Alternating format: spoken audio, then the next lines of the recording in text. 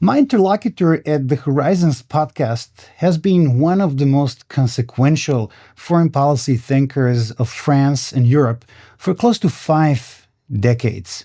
Thierry de Montbrial is the founder and the executive chairman of IFRI, the French Institute of International Relations, and the chairman of the World Policy Conference. He's also a member of the French Academy of Moral and Political Sciences, and most importantly, a very frequent contributor to Horizons and one of the members of the advisory board of the Center for International Relations and Sustainable Development. This is the newest issue of Horizons, Winter 2026 issue, dedicated to the most important geopolitical matter of the present time, that is the accelerating transition towards multipolarity. If you're holding this issue in your hands, you are not holding a manifesto. You are holding a debate. Because the question is no longer whether the old order is going away. It most definitely is. It is what kind of world is coming in its stead. Across these pages, we bring together some of the most influential voices in global affairs. And we do not pretend that they agree. John Mearsheimer argues that great power competition has returned as the normal condition of international politics, where security ultimately trumps prosperity. Richard Haass examines what he sees as America's retreat from the role it played for decades. Dmitry Trenin and George Friedman map the structural forces reshaping power in strategic alignment. At the same time, perspectives from beyond the traditional Western frame, including Abdullah bin Zayed Al Nahyan, Mohammad Javad Zarif, Kishore Mahbubani, and Antonio Patriota, challenge inherited assumptions and ask whether multipolarity must mean instability, or whether it can be shaped into opportunity, resilience, and a more inclusive order. Some contributors warn of chaos. Others see the birth of a new equilibrium. What unites them is not consensus, but seriousness. This issue of Horizons is not about celebrating multipolarity or lamenting it. It is about understanding it. Thierry de Montbrial, the great sage of France and one of my mentors when it comes to understanding Europe. Welcome back to Belgrade. It's a great privilege to have you with us. I'm very happy to be with you tonight. Thank you, dear Thierry.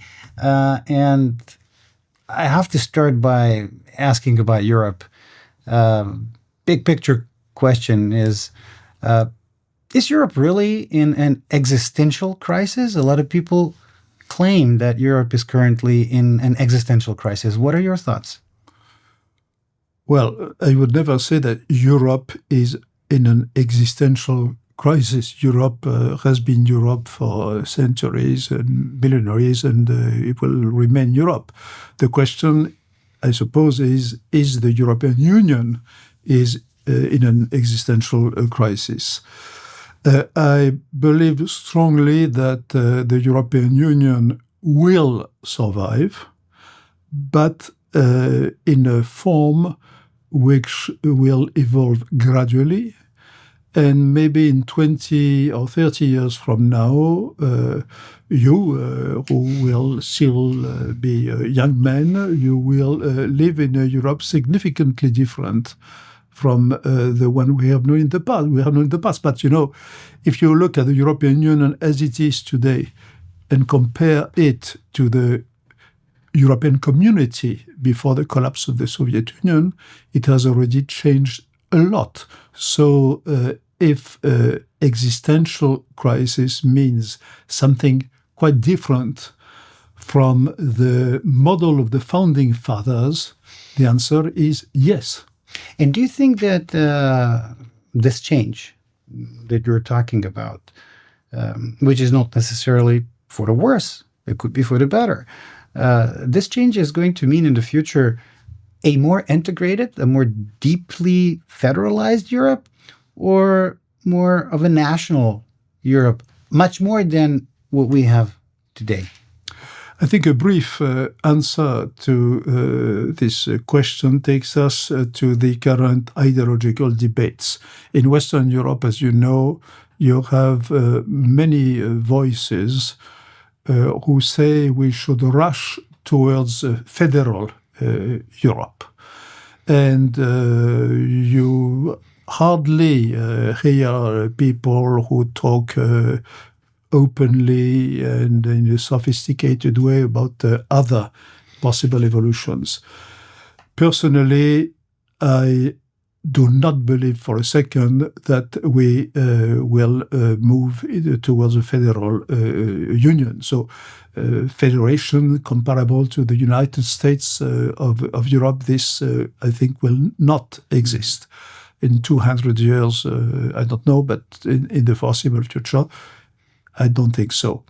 So we will move towards something else. And to answer precisely your question, that will be probably partly at least less integrated, but possibly more integrated on very specific issues. Mm-hmm. For instance, if you take questions of public health, for instance, this is one of the domains where some more integration is at least conceivable. But to speak of a federation, anything comparable to the United States of America, no. But when it comes to big picture stuff, we talk about the multipolar world. Our latest issue of Horizons is devoted to the accelerated transition to multipolarity. And if the future of Europe is a less integrated union, presumably it comes as a less integrated on the core matters of sovereignty, one of which is, for instance, defense. Do you think that a less integrated Europe can, in the future, be a significant pole in the multipolar setup, a significant pole in a way that the United States is going to be, or China? First, I am always embarrassed with the concept of pole, multipolar. I have written a lot myself on this, but what do we mean when speaking of pole? Do we mean a political unit, a strong political unit who shapes, contributes in a major way to shape big geopolitical decisions? Or are we talking of something less precise, having to do with soft power, with influence? You have several possible conceptions of a pole. I think that less integrated European Union, if we continue to call it European Union, could, this is thinkable, exert a significant influence on the rest of the world if the members of that future European Union continue to be attractive for at least some significant parts of the rest of the world. You know, so say today, if we are going back to this idea of an existential crisis, one of our problems is that because we are through a significant economic crisis, but also political crisis in several of our countries, possibly we are less attractive than we used to be. But even that, take my country, France, I observe that in terms of tourism, we are still, in spite of all our difficulties, economic and political, we are still, if I am not mistaken, the number one in the world. So I think if we want to deal with a question like that, we have to be a little bit sophisticated, you know, and we should not politicize too much a question like this. Well, but I'm going to go back to defense, because defense is something that really drives global debates these days. The current plan that is on the table is that Europe significantly increases defense spending in comparison to what it was spending in the past. And it's in the face of the war in Ukraine. It's in the face of the United States government strong, positioning vis-a-vis the increased defense spending of NATO members. But to the east, you have a country, the Russian Federation, with whom political relations are in a very, very bad shape. Economic, of course, ties have been severed. So one can say that it's not a very friendly neighbor to the European Union right now. But that country is right now in the middle of the war in Ukraine. It's spending about 6% of its GDP on defense, and that's a country in a war. So it's running a war economy. 5% defense spending, on the other hand, that is being advocated by the European leaders, or most European leaders, is something very close to the war economy. And in terms of the absolute numbers, given that the size of the European economy is much bigger than Russia's, it's actually a situation, if it happens, that there'll be two war economies next to each other with very bad political relations. Does that not sound like a very threatening and unstable situation, which may lead to a war between Russia, direct war between Russia and Europe? Well, I think there are two different questions in this question. The first one is the fact to recognize that the Europeans, I don't say the European Union, but the Europeans have not spent much, to say the least, on their defense since the beginning, actually, of the post-war period, since the protectorate of the American protectorate took place. And my own geopolitical career, if I can say so, started in 1973, that is 53 years ago.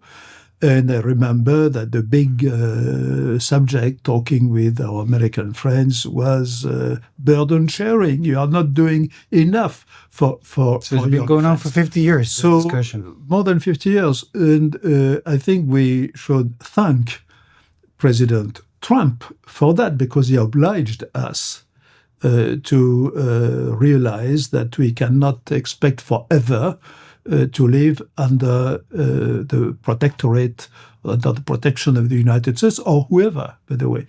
So in that sense, it is normal to catch up to some extent.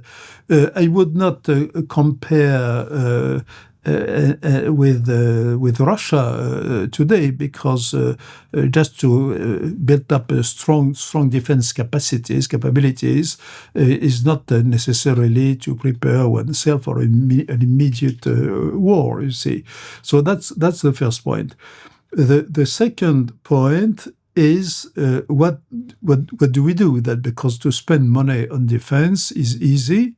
Is easy, at least on paper, but to do what? So what do we want to defend exactly? What is it that we want to defend against?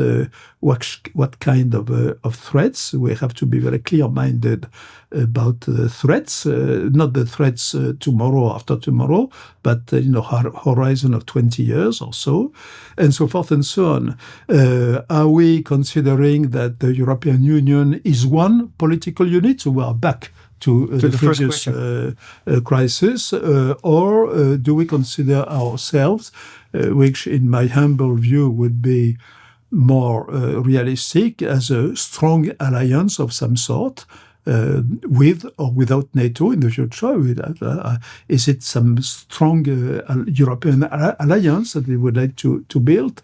We would have to face clearly that the Russian threat is not the only possibility over the next few decades. I hope that at some time we will rebuild a security architecture with Russia.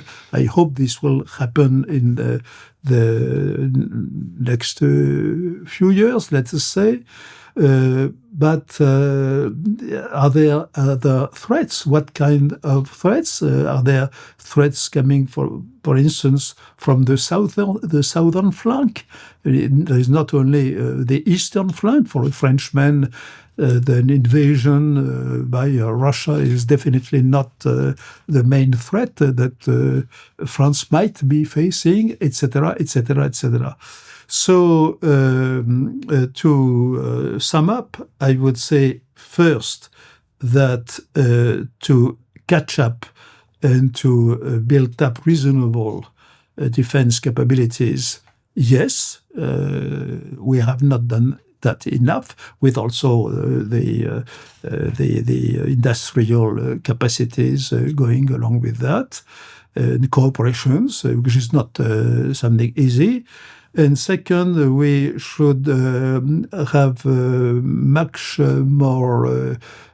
deeper reflection and understanding of the risks, the threats we might be facing in a time horizon of 10 or more years. And also, if I am right in my prediction that we are not moving towards a federation, but more something like a confederation of some sort, if this is the right vision, then we have to be, we will be obliged to look at the possibility that what we are talking about is not a strategic autonomy, but something like a strong alliance with an organization that would be European.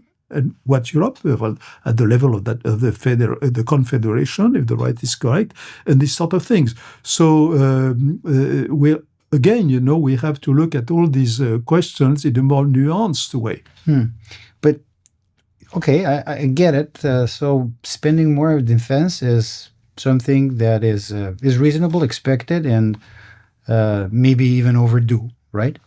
But these are not the best times for Europe, economically speaking. So we are not having, record economic growth and so on and so forth. So in order to spend much more on defense, and we're talking about much more, we're talking about a jump from around about 2% on average to, well, double that, 4 to 5%, right? So we're talking about a lot of money. Where do you think this money is going to come from? Because obviously, unless, you want to increase your debt in a very, very significant way, which I anticipate there might be difficulties in reaching political consensus on that, where do you think this money is going to come from? What are you going to cut in order to beef up the defenses? I think the question is not about cutting. In fact, we cut, that is, but we do not cut well, because what we are doing, many of us, is to cut a little bit on the kind of expenses that do not provoke immediate political reactions. And most of the time, when you reduce public expenditures in that way, you are going nowhere. These are short-term solutions. What we are facing is a fundamental change of our economic models. In fact, our economic and social models were shaped after World War II. It was the ideal of the welfare state. In a country like France, the public opinion is very much attached to the idea that nobody should spend even €1 for healthcare, that everything should be free in an unlimited way. This is not feasible, and this is not feasible today, but it will be less and less feasible. And we have been accustomed to a kind of bourgeois life, which today is clearly no longer possible because the world is changing, because the rise not only of China, but of a large part of the third world, and what used to be called the third world, and so forth and so on. So, and if you add to that the technological revolution, which is not only a technological revolution, which is a huge technological revolution, but which is also a social revolution with mind changes which were absolutely unthinkable even 20 years ago. It's extraordinary what have been living through. So we have to revise fundamentally all our models. And we will be forced to do it. So if you ask me how will this happen, probably through big crises, because you mean internal domestic political crisis in Europe? Possibly. Because it depends, of course, how things are developing outside Europe. But now, we have also to be quite lucid, because not only in Europe, of course, in Europe the situation is difficult. By the way, I think that there is at least one country which seems committed to spend in a consistent, coherent way over not only the short, medium term, but beyond. This is Germany. But that if the line continues in their line continues in that direction for 5 or 10 years, for 10 years, I would say, that will change a lot. I think in Europe itself, because it will change the internal balance of power in a significant way. But a lot of people, when speaking about Germany, a lot of people are also very skeptical on their capacity to sustain that kind of commitment to increase defense spending, because on the other hand, they're also, like France, they're very, used to the welfare state, but also they're facing very serious economic, industrial, export, and political, and this comes obviously into politics. So, that's true. The three, let's say, the three important countries of Europe, not just the EU, but like the three leading European countries: France, Germany, and the United Kingdom, which is outside the EU, but it's very much part of a European discourse, if you will. They all seem to be going through political turmoil that seems to be heading towards an apex of a domestic political crisis that might involve abrupt change in like a Trumpian electoral way, in which parties that have never been at the leading position start taking over in all three countries, France, Germany, and the United Kingdom, in the next 3 to 4 years. Well, two remarks. First, this is exactly what I mean, but you say it more explicitly when I mention possible crisis, and perhaps unavoidable crisis, perhaps, maybe. But my second remark, because you mentioned the UK, it's a typical ambiguity when we speak about Europe, because the European United Kingdom, as you said, but it's important to repeat it, is no longer a member of the European Union. But we speak as if it were, especially when we talk about defense matters. But defense is when the root of the concept of defense is a unity of the political unit that you are supposed to defend. So you see a lot of potential contradictions. But I also wanted to add something else. All these difficulties about Europe, it's not, we don't have, if you can say so, the privilege, that privilege in the world, because many other countries are experiencing difficulties. Even the United States, I do not recognize the United States that I was used to. And even you, I am sure, who could be my son, you probably do not recognize the United States yet you have discovered, I don't know how many years ago. Because we see that the United States is extremely divided politically. Sure. And even within each of the major parties, they are unbelievable. In the Democratic Party, you have people who are very close to even our communists, what our communists used to be. And when we look at their economic strength, which is clear, of course, they are formidably strong. But at the same time, the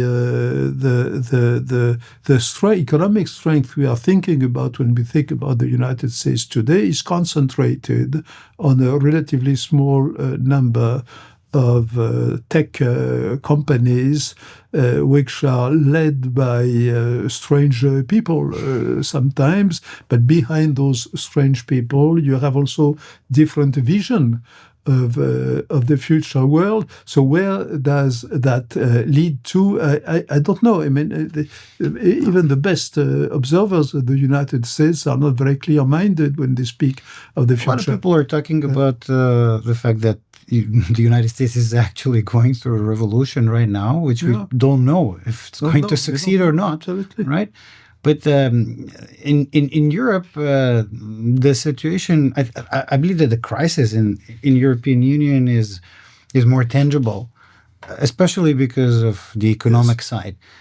In America, at least for the time being or for the foreseeable future, there is this situation with the U.S. dollar as the reserve currency, so that helps, fix some economic, fiscal in particular problems. That could change with their own mistakes, thinking of China in particular. Sure. In the future, that may change. But we're talking about the immediate future. So what immediately comes in Europe is a series of elections in the key countries, as I said, not just in the EU.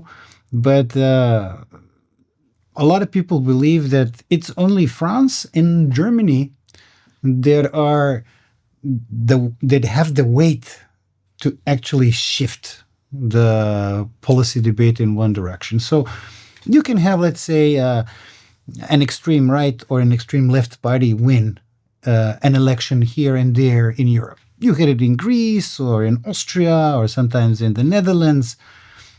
You can debate what is the type of the governing party that they have in Hungary and Slovakia. But it's France and Germany. The size really matters. The influence matters. And the French political cycle is such that it is coming up. The presidential election of 2027 is fixed. And maybe you are going to have a parliamentary election even earlier. So Mr. Macron's second term is coming to an end next year. What's your take on legacy of Mr. Macron?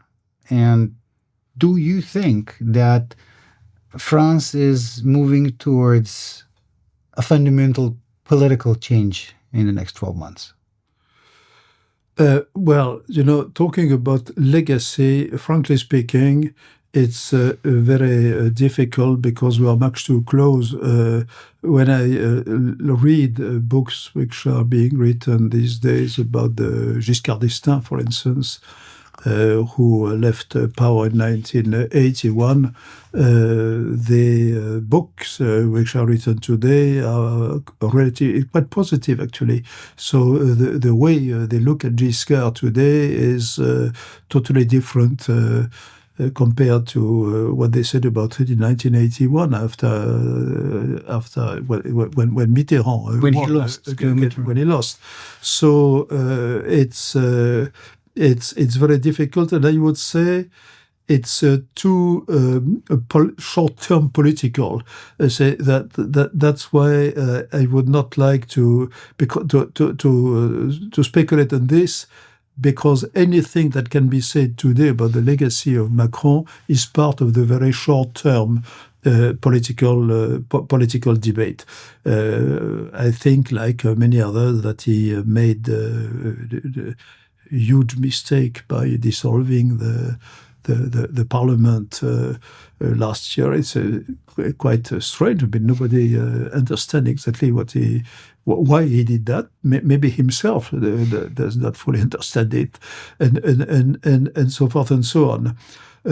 But more fundamentally, I think that I told you that already, but I repeat it in a stronger form.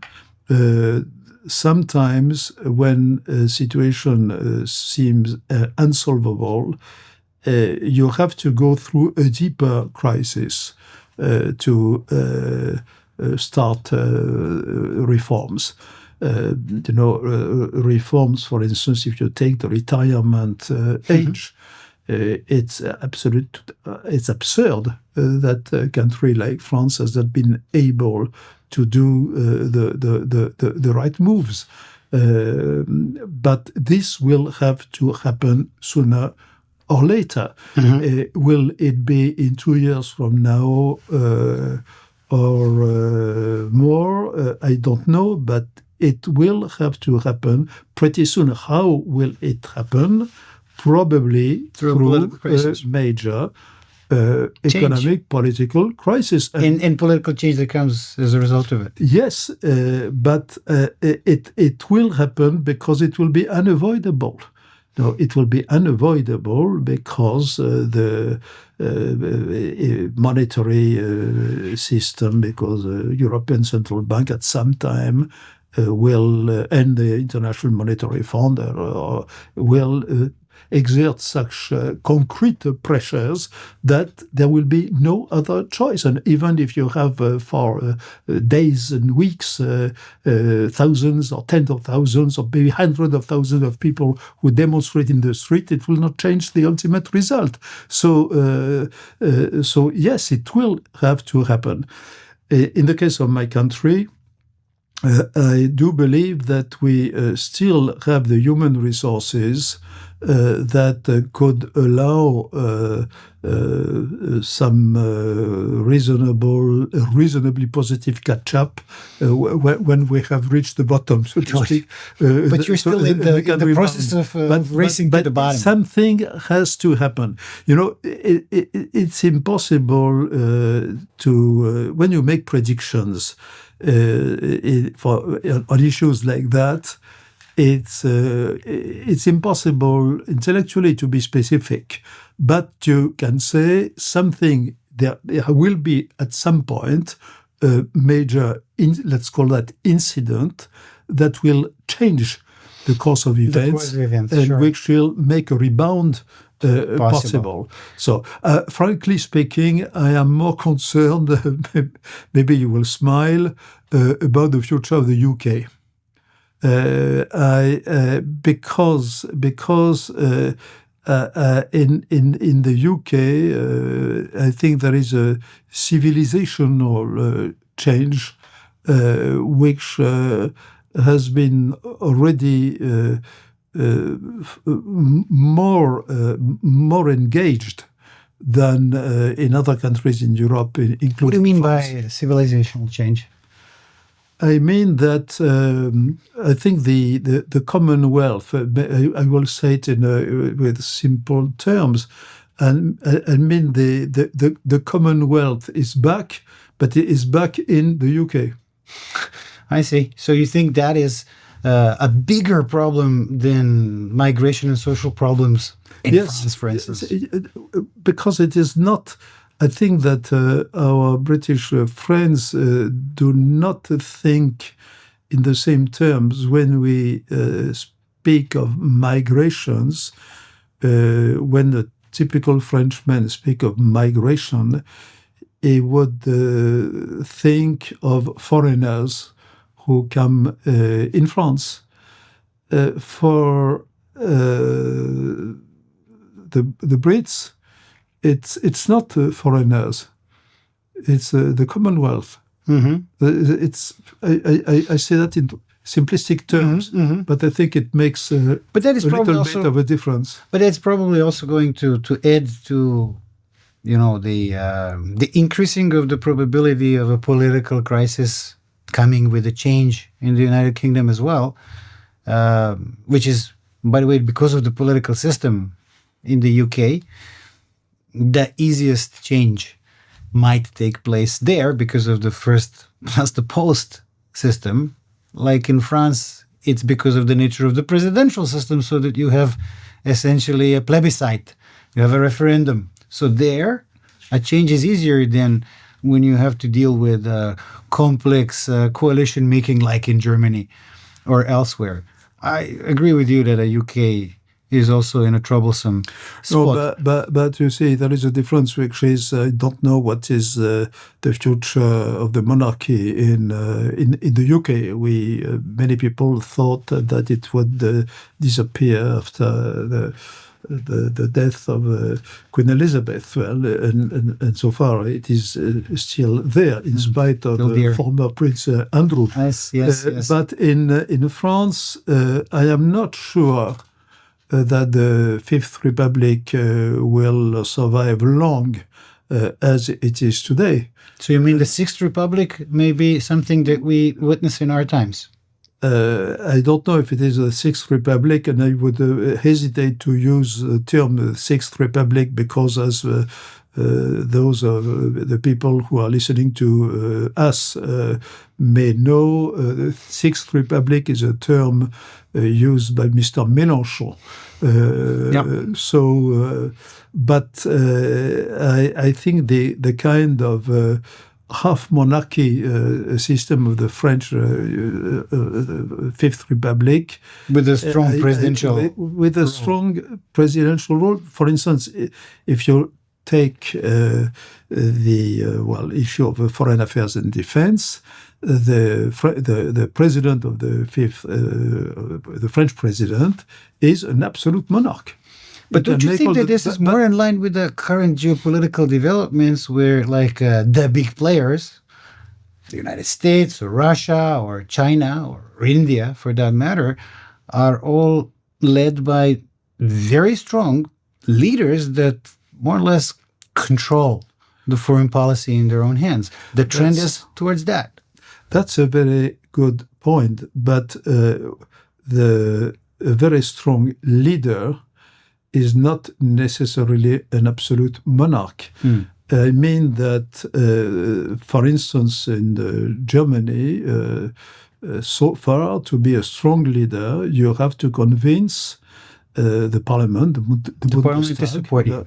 You need the support of the parliament, and in France, and this is not Macron or his predecessors.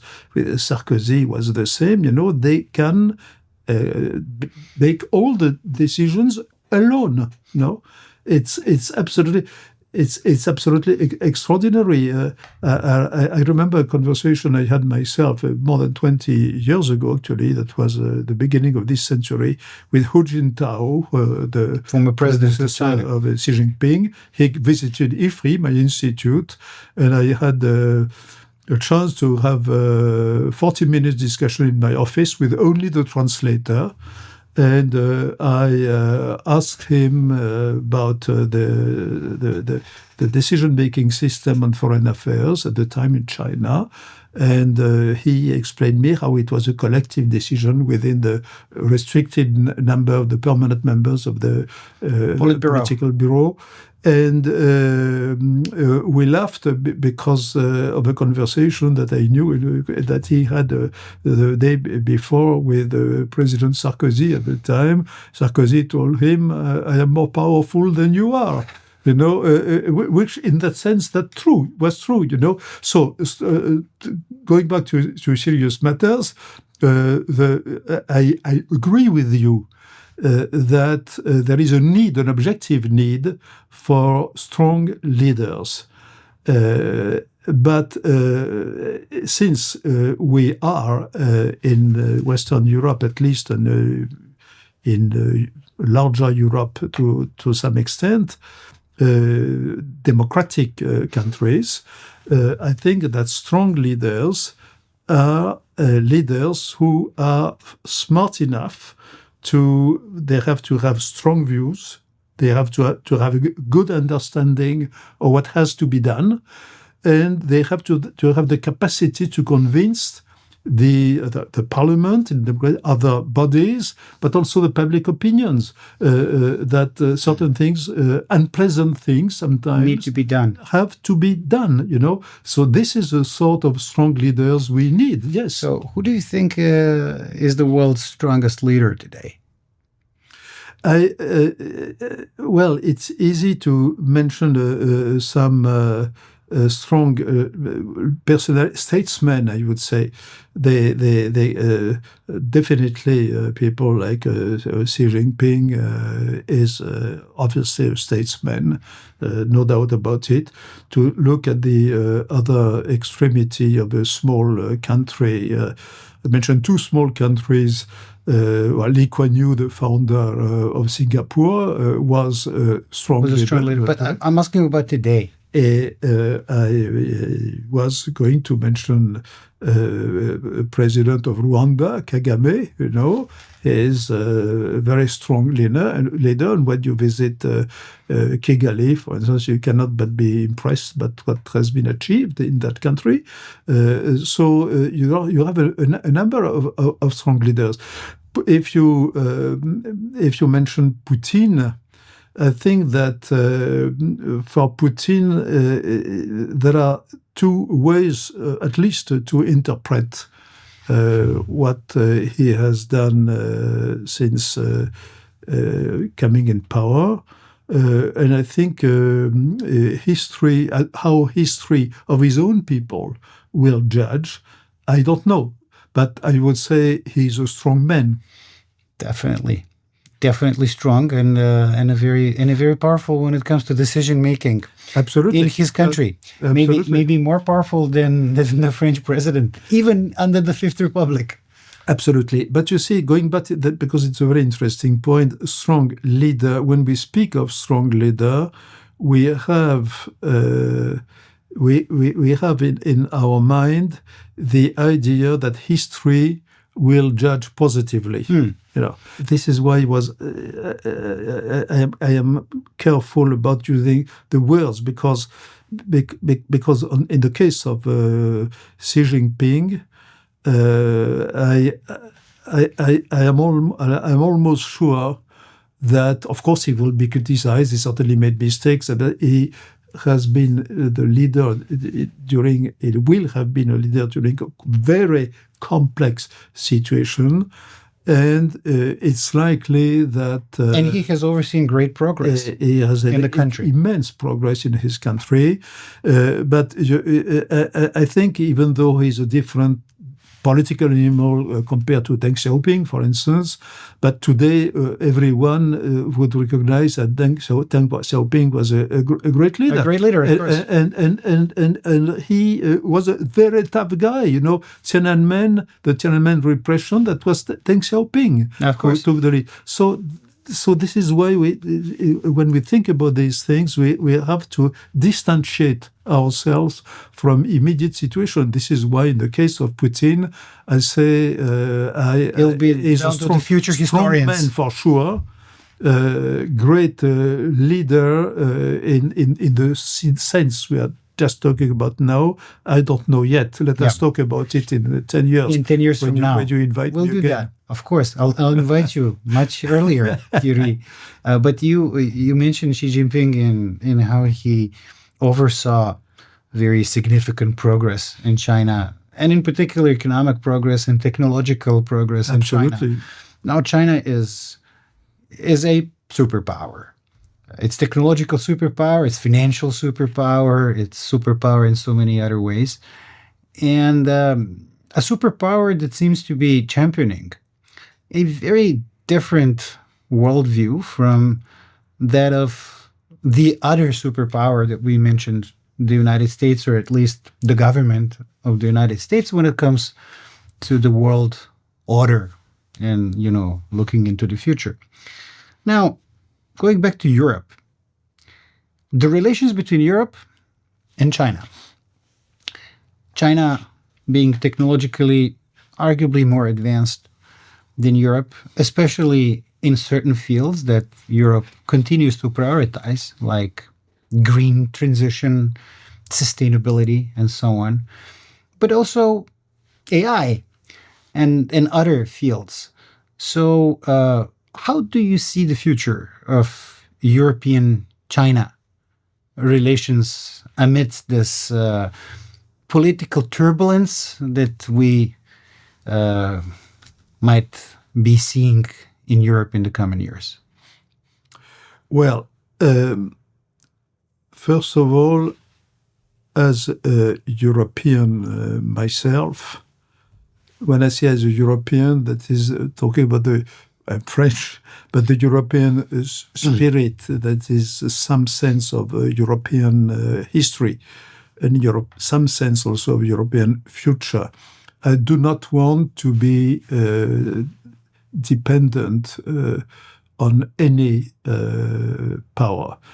I think one of the things we should have learned now is that we should not dream anymore about the American protectorate, for instance, and we have to think in terms of, I wouldn't say balance of power, because balance of power is too much focused on defense aspects.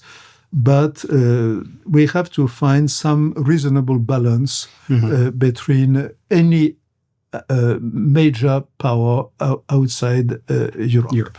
And in that sense, we have to keep to develop good relations with China, with the normal limitations that about certain security issues and so forth and so on. I think also that when thinking about the outside powers, major powers, outside meaning outside Europe, we have to understand that for the Chinese, the concept of leadership does not apply exactly. The way I don't think in the Chinese philosophy, I don't pretend to understand deeply Chinese political philosophy. But I think it seems to me that they do not think in terms of dominance or in terms of leadership in the American sense since World War II. The concept of a middle country, not middle. We speak always of the Middle Kingdom, the Middle Kingdom or the empire. We think of China as an empire, would like to rule the world. I think this is not their ideal. They see themselves as occupying a central position. This is part of their philosophy. This is also a geopolitical, geographical, if you say, reality, and so forth and so on. So it is also up to us as to find the limitations of the degree of dependency we are ready to accept vis-à-vis the Chinese. It's our problem. It's not their problem. That the fact that they would like to extend their presence and influence in Latin America, for instance, and in many other places is normal in their case. But speaking about Latin America, I think that the United States is much more adamant about the United States presence. Reminds of the Monroe Doctrine or Danro. So we have to have a sophisticated approach, which is we have to think in terms of of balance. And as you know, dear Vuk, I run an international conference, which is called the World Policy Conference, where one of my basic concepts is how to keep a world reasonably open. Reasonably open. Maybe a Chinese friend could use such an expression. Reasonably open. Reasonably open with French characteristics. Reasonably. That would be the Chinese way. Reasonably open with a little bit of the best French characteristics. Not the bad ones. No, but these kind of concepts seem can make us smile, but I think they are quite meaningful. In even in personal relations, you always have to strike the right balance between proximity and distance. It's a universal remark. So in international affairs, you can also transpose this sort of thing. So I think there is definitely room for good deep relations between China and Europe. So I want to start closing this fascinating conversation, because I know that we're running out of time. I would love to talk to you for hours, but I can't but end it on a slightly more philosophical note, because you have recently written... We have already been a little bit philosophical in the last month. But you have written some fascinating books, including recently, which I read, and part of it were published by us as well. But if you want to be strategic from a distance, as you say, from a historical distance, looking back at the post-Cold War period, we're now 30 years into the post-Cold War. So 30 years is maybe a reasonable time to look back at a certain era. At the onset of this new era, let's say the unipolar era of the United States that came right after the end of the Cold War, what do you think is the single biggest misreading that the Western strategists made in the aftermath of the Cold War, which whose consequences we're sensing right now? Yes, it's a big question. In fact, well, a preliminary remark: the collapse of the Soviet Union was primarily caused by themselves. It's important to remind that it is the system itself which collapsed, and it could have been avoided. I'm talking within the Soviet Union, but once it happened, I think that for reasonable people, if I can say so, I am thinking of me as one of them. It was important to say the Soviet Union has not been defeated. It's not a defeat. Maybe it's an internal defeat, but it was not an external defeat. But the big mistake probably was to de facto deal with the new situation as if the West had defeated the East, and to make it an ideological issue. During the Soviet era, the ideological goal of the Soviet Union was to convert the rest of the world, especially of Europe, into communism. And now we were reciprocating. At the this, time, in the aftermath of the Cold War, to propagate, democracy. Yes, that was the time of the Cold War. But after the collapse of the Soviet Union, our attitude in the West was now to do the same in reverse. It is to work to propagate the democratic ideology in the defined as defined by the Western, as defined, of course, by the Western. Exactly. So we did not accept the request of the Russians even before Putin, because I remember I had very good personal relations with Evgeny Primakov, who was the foreign minister. Prime Minister. And but the Prime Minister. I knew him well because he was my opposite number. He was when he was running IMEMO, which was the big think tank, the biggest think tank in Moscow at the time. But he said himself, in the late 90s, that there is one thing that you should not do: NATO, extending NATO, etc., etc. All these things. That was before Putin. It was before Putin. So, so I tend to think that this was a big mistake.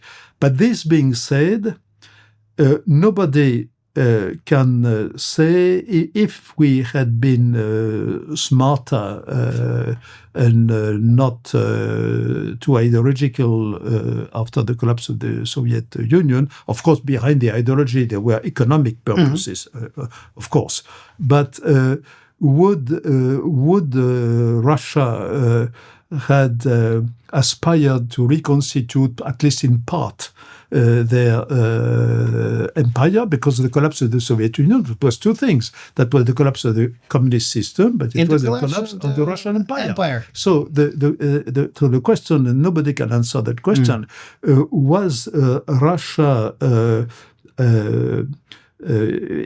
irreversibly? Was it?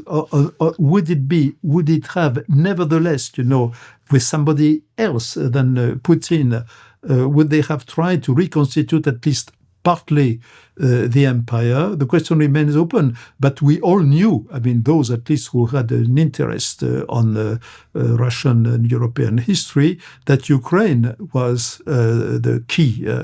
It was the reddest of all lines. Like Bill Burns wrote in the cable, like "Niet means niet." Absolutely. Yeah. So that was, I think, our biggest mistake. But at the end of the day, the Russians, the Russians bear also some responsibility. So it's a shared mistake, I would say. And when we rebuilt something, I think, durable, we will have to, all the sides will have to recognize the mistakes.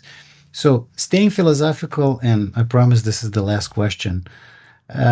If you were now to advise a 30-year-old French diplomat, 30-year-old because, he or she would have already gone through his or her education and got a little bit of experience, but it's still very young at the beginning of the career. So at the age of 30, and you were to be his mentor in a similar way that you helped me in the past, what would you say to him or to her? What is the most important assumption that has been the assumption about the world affairs taught in the French foreign ministry, taught in the French mainstream education on international relations, that he or she better unlearns under the current global circumstances in order to do his or her job better? Well, we have to unlearn, including those young diplomats. We have to unlearn the idea that we can transform humanity and human beings so that the world starts from day one being the day that they are in charge. And would a corollary of that would be learn history. Because you see, the generations of politicians and diplomats and politicians, I would say, particularly in the last 30 years since the collapse of the Soviet Union, the young generations of diplomats have been much more trained on sociology, on economics, and negotiation as such, But they overestimated the possibility of transforming countries and of changing the souls of various countries, especially when things are moving in a painful direction. The peoples rediscover their history. And when they rediscover their history, it is exactly the time when it can become very dangerous. So a good understanding, analysis of history, never forgetting that anything can happen, in history, especially in hard times, is very important. So I think my advice would be structured around this simple idea. Thierry de Montbrial, thank you very much for this inspiring conversation. It was always a pleasure talking to you, and I hope we see you in Belgrade many more times. Thank you very much, dear Vukjarevic. Thank you. Thanks. This is the newest issue of Horizons, Winter 2026 issue, dedicated to the most important geopolitical matter of the present time, that is the accelerating transition towards multipolarity. If you're holding this issue in your hands, you are not holding a manifesto. You are holding a debate.